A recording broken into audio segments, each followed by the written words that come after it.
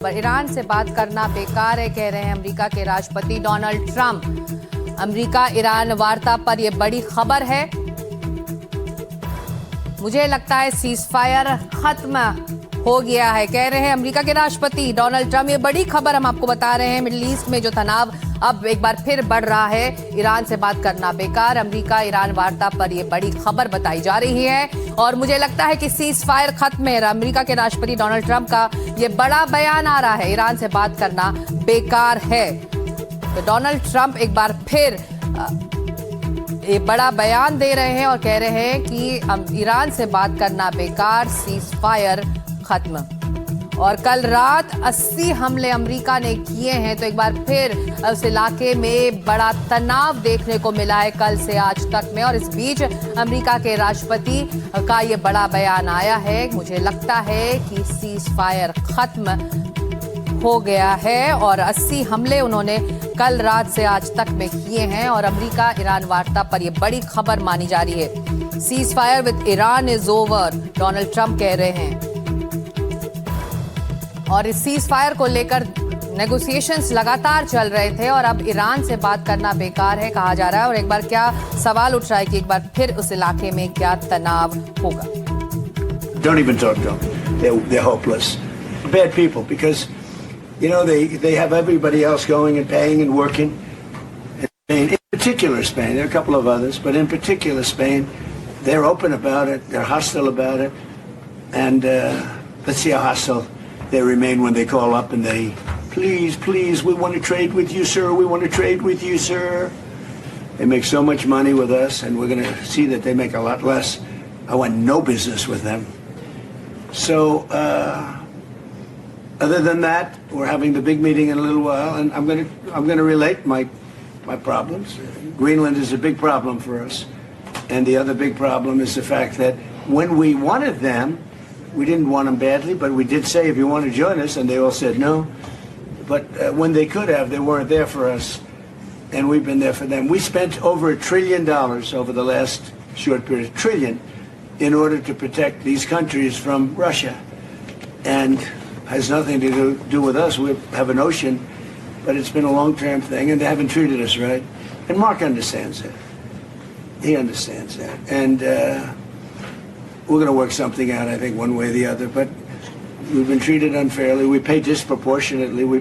We had a time when we were paying 100%. We were paying 100% of NATO, and yet a lot of the countries weren't paying anything. But there was calls made a few weeks ago. I spoke with UK. रक्षा विशेषज्ञ सुशांत सरीन अब हमारे साथ जुड़ रहे हैं। चलते हैं सीधे सुशांत सरीन के पास। सुशांत जी, ये बड़ा बयान है, कई मायनों में ये बहुत कुछ कह रहा है। इस वक्त डोनाल्ड ट्रंप क्या सोच रहे हैं? देखिए, डोनाल्ड ट्रंप क्या सोच रहे हैं और डोनाल्ड ट्रंप क्या बोल रहे हैं और उसको कितनी संजीदगी से लिया जाए, ये तो कहना असंभव है। अब वो आए दिन कुछ ना कुछ बयान दे देते हैं। उसका कभी सर पैर होता है, कभी नहीं होता। तो एक और आज बयान दे दिया है, क्योंकि जो पिछले 2-3 दिन से खाड़ी के क्षेत्र में जो स्थिति बनी हुई थी, जिसमें ईरान ने 1-2 शिप्स के ऊपर अटैक किया और उसके बाद अमेरिका की रिटेलिएशन हुई और उसके बाद ईरान ने वापस उनके ऊपर हमला किया।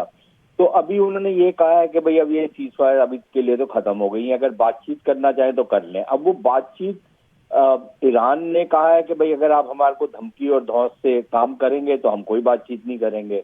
तो अब वो टेक्निकल लेवल टॉक्स कहीं पहुंचेंगी, होंगी भी या नहीं होंगी, उसका क्या नतीजा निकलेगा वो तो एक अलग कहानी है।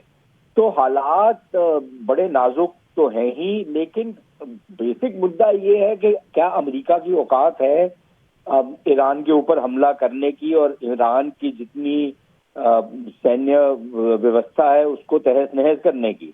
अगर है तो करके दिखा दे, अगर होती तो कर लिया होता। लेकिन उसमें खतरा उनको ये है कि ईरान के जो मिसाइल का जो प्रणाली है या जो ड्रोन की प्रणाली है, उससे बचाव करना इनके लिए अभी बड़े मुश्किल की बात है। और साथ ही साथ जो बाकी खाड़ी के देश हैं, सऊदी अरेबिया हो गया, कतर हो गया, तमाम ये और देश हो गए, उनका जो सारा का सारा इंफ्रास्ट्रक्चर है वो कहीं ईरान के निशाने पे ना आ जाए। और उससे जो सारी विश्व की अर्थव्यवस्था है उसको बहुत बड़ा धक्का लगेगा। लेकिन ईरान को ये भी सोचना चाहिए कि अगर वो सऊदी और जो बाकी अरब देश हैं उनकी इंफ्रास्ट्रक्चर को अटैक करता है तो उनका भी जो तेल का सारा सिस्टम है उसको नष्ट किया जा सकता है, उनकी बंदरगाहें नष्ट की जा सकती हैं। और एक लिहाज से ये सारा का सारा खित्ता, ना सिर्फ ईरान लेकिन जो अरब दुनिया है उसमें भी बहुत सारे जो क्षेत्र हैं वो पत्थर के दौर में वापस चले जाएंगे, आज से 100-150 साल पीछे चले जाएंगे। ये भी जानकारी पब्लिक डोमेन में है कि सुपर्दे खाग खामनेई कल होंगे और उससे पहले राष्ट्रपति की तरफ से ये बड़ा बयान आ जाता है। क्या इसको जोड़कर देखा ना जाना चाहिए? भाई देखिए, इसी राष्ट्रपति ने जब वो चल रहा था, उनका सारी रस्म चल रही थी खामनेई साहब की, तो इसी राष्ट्रपति ने ये कहा था कि अगले कुछ दिनों के लिए हम कोई हरकत नहीं करेंगे, हम कुछ ऐसा काम नहीं करेंगे जिससे कोई भी टेंशन आगे बढ़े। तो अब क्योंकि कुछ ऐसा हो गया है तो वही राष्ट्रपति अपने शब्दों से पीछे हट गया। तो जो अमेरिका का राष्ट्रपति है वो ऐसा मस्खरा आदमी है तो उसको कैसे संजीदगी से कोई लिया जाए, और कोई लेता ही नहीं है उसको, ईरानी भी नहीं लेते। और वो बात समझ में भी आती है कि यार ये ऐसी अनर्गल बयान देते रहता है, कोई भी इसको संजीदगी से नहीं लेता तो हम क्यों लें इसको। तो जब इस तरीके का व्यक्ति व्हाइट हाउस में बैठा हो तो फिर वही होगा जो हो रहा है।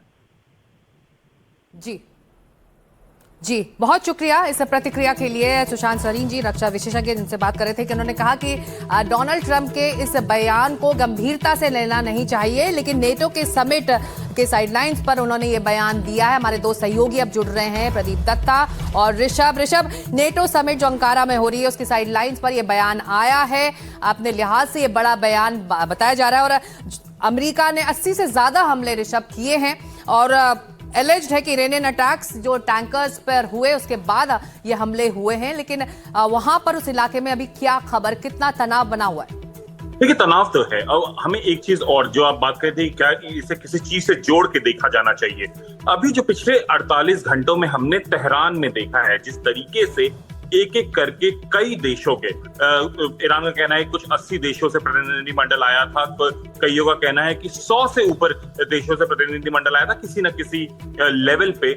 उसमें जो हमने देखा कि चाहे कतर हो, चाहे सऊदी अरेबिया हो, चाहे बहराइन हो, चाहे दूसरे देश कुवैत हो, इनके प्रतिनिधि मंडल ईरान पहुंचे थे। ये दिखाता है कि इस पूरे युद्ध के बाद जिस तरीके से सीज फायर किया गया उसमें ये ईरान जो है वो इस पूरे इलाके में, पूरे रीजन में एक ताकतवर देश की तरह उभरा है। उस बात से इजराइल और यूएस दोनों परेशान तो बिल्कुल हैं। और जिस तरीके से पिछले 24 घंटों में 3 जो जहाज है जिन पे हमला हुआ, उसके बाद सेंट्रल कमांड जो है यूएस नेवी का, उसने जिस तरीके से हमला किया, 80 से ज्यादा जगहों पे बमबारी की गई, तो ये दिखाता है कि सीज फायर जो है वो अब कहीं ना कहीं हिटबैक कर रहा है ट्रंप को, और इजराइल को तो कर ही रहा है। तो इसलिए अब देखना ये होगा कि किस तरीके से ये आगे बढ़ता है। जैसे सुशांत सरीन बता रहे थे कि सीरियस लेना डोनाल्ड ट्रंप को थोड़ा मुश्किल है, क्योंकि वो शनै शनै अपनी वार्ता में अपना स्टैंड बदलते रहते हैं। और अगर हम इस पे भी बात करें कि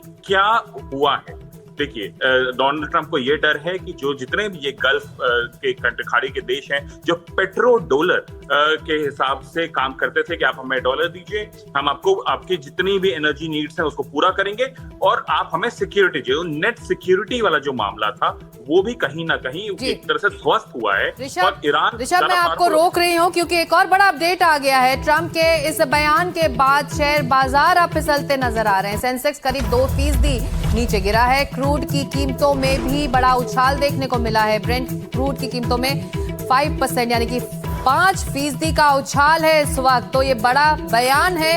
हालांकि रक्षा विशेषज्ञ लगातार कह रहे हैं कि इस बयान को गंभीरता से नहीं लेना चाहिए, लेकिन इसका असर जरूर शेयर बाजार और क्रूड ऑयल के बाजार में दिखाई देने लगा है।